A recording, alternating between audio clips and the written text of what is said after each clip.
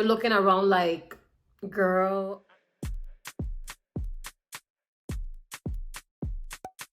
Hey guys, what's up? What's going on? It's your girl Nika of Traveling with Nika, and I am back with another video. And I'm actually going to be talking about some general international related travel tips that I want you guys to know. These are going to be some helpful tips that will help you to ease your international travel worries or just make things smoother, or just to help you in general with traveling and planning your international trips. A lot of people actually don't know this, but if you have TSA PreCheck, it doesn't mean that all airlines participate in TSA PreCheck.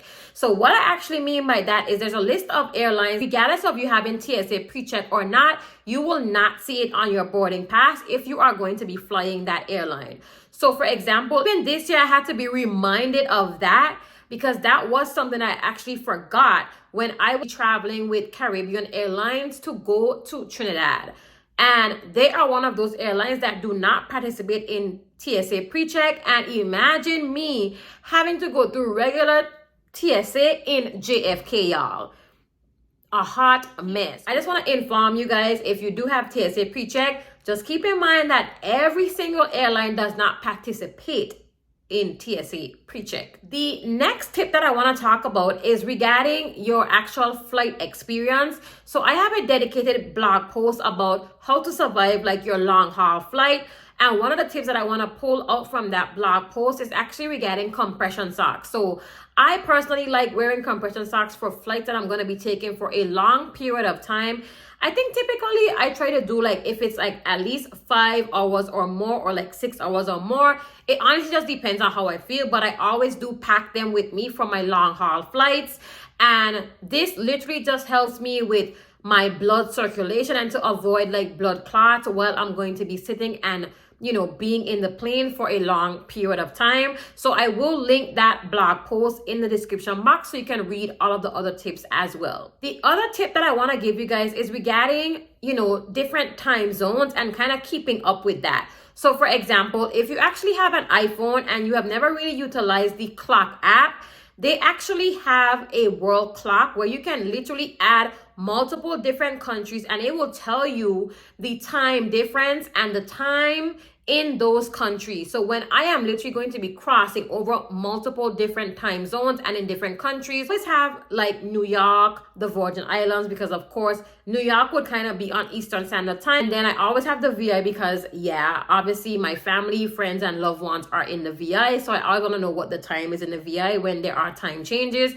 And of course, in the destination that I am in, or destination that I'm going to be transiting through, I also add those countries on my world clock, so it's easy for me to just see what time it is. I don't have to be Googling like, what's the time in this country right now? How many hours ahead am I from, the US or whatever. So it's easy to use, and that's a great international travel tip. Just keep in your back pocket. One of the other travel tips that I want to talk about is in regards to currency. So when you are going to be traveling to international destinations, make sure that the US dollars that you have, for example, if you are using the US dollar, that it is not ripped and it is the newest set of bills. So I would highly recommend that you go to the bank to withdraw funds if you are going to be exchanging cash when you visit whatever country, and definitely inspect the money prior to leaving the US to ensure that it is not ripped or there aren't any like markings on them, because it could actually be refused in certain countries. And I am telling you, they definitely do inspect it when you are going to be exchanging your money and things like that, or even tipping or paying guides in your local currency. For example, the US dollar. You do not want to try to give them money that is marked or ripped. It could literally be refused. So definitely avoid that altogether by just inspecting and ensuring that you have, ensuring that the money is free of rips and marks, etc. The other travel tip that I want to talk about is bring in multiple forms of payment. So a lot of times people don't, really think about like, oh, what if like my card declines in a country or I run out of cash and things like that. You always want to make sure that you at least bring 2 or more forms of payment plus cash, because you never know what could happen in a country. And let's just say something unfortunate happens, like your wallet is lost or things like that. You don't want that all of your possible payment options are gone with your wallet. Make sure that you are just strategically placing your different forms of payment and they're not all in one place in the event that, you are robbed or something like that. Another tip is in regards to, your credit card or your debit card as well. And that is actually to avoid foreign transaction fees. So me personally, I don't pay foreign transaction fees unless it is literally like an absolute must, where I am using my regular debit card to withdraw from the ATM. Then my credit union will charge me foreign transaction fees.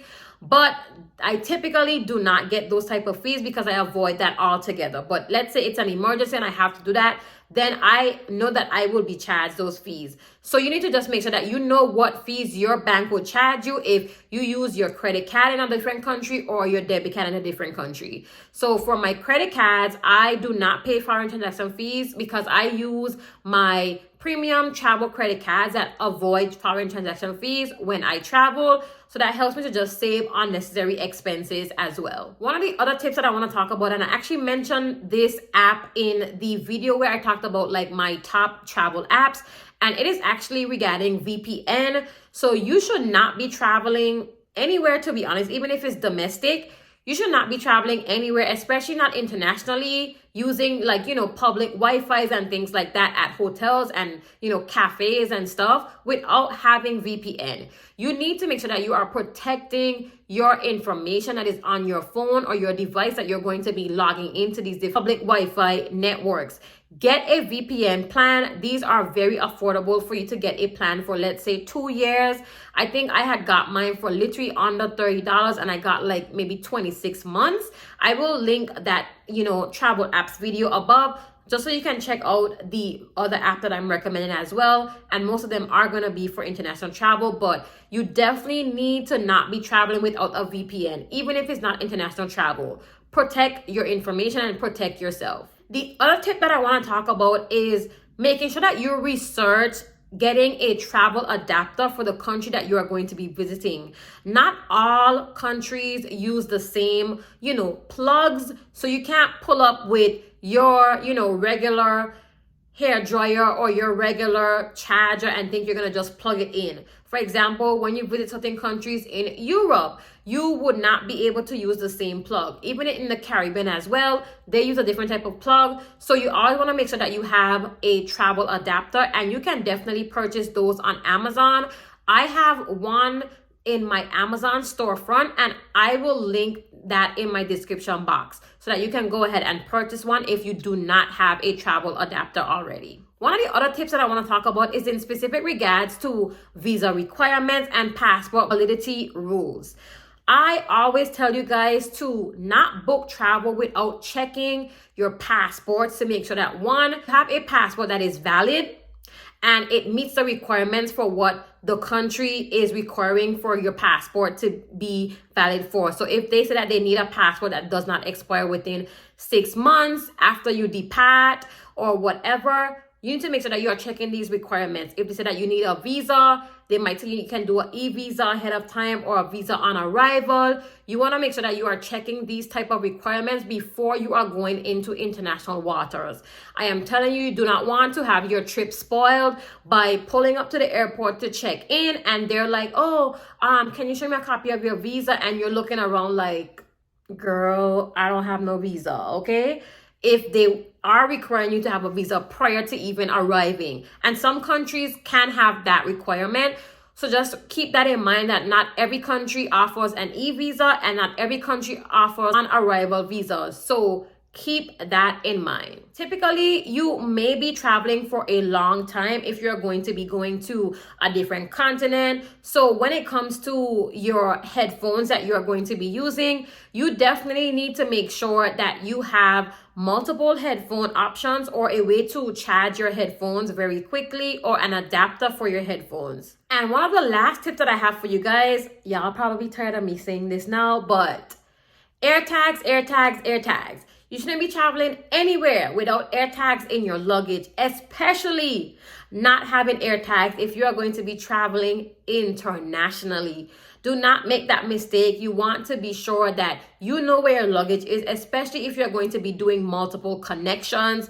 Things can definitely happen. So make sure that you have AirTags for your luggage. So that's all I have for today's video. I hope these tips were helpful for you and you learned something new. See you guys on the next one. Bye.